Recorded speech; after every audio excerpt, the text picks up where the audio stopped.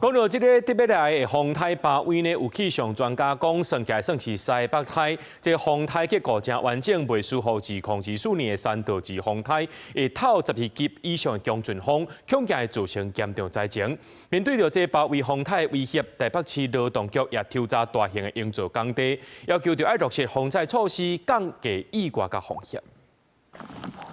2024年風颱三道里衝擊高雄，出現12級以上的強陣風，唔但路樹奧多擺倒了，連火龜嘛，互風吹甲飛起來。這屆強烈風颱巴威有機會吃做今年風王。有氣象專家認為，巴威是一般咧講的西北颱，風颱中心較袂受到中央山脈的破壞，結構較完整，所以風勢會較強。有了降以後，開始做是強烈的風颱，伊的7級風防禦3到50公里這個10級風嘛是770公里所以這個風颱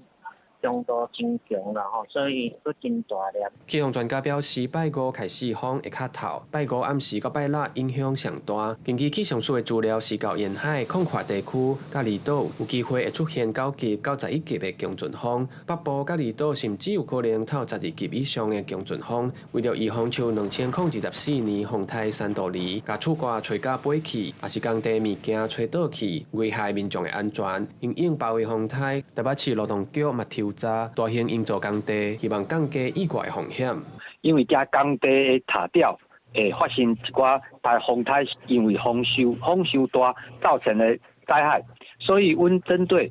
風颱來進行愛安怎做的一寡安全的一些設施，今仔日特別請勞檢處有派人去工地去做巡視。台北市勞動局嘛要求工地趁風颱掃來進前做好應價、動線機具、甲排水設施等等的防災措施。若是業者無按照規定落實，按照職業安全衛生法處罰，相當會當罰450萬。記者郭建王志剛台北報道。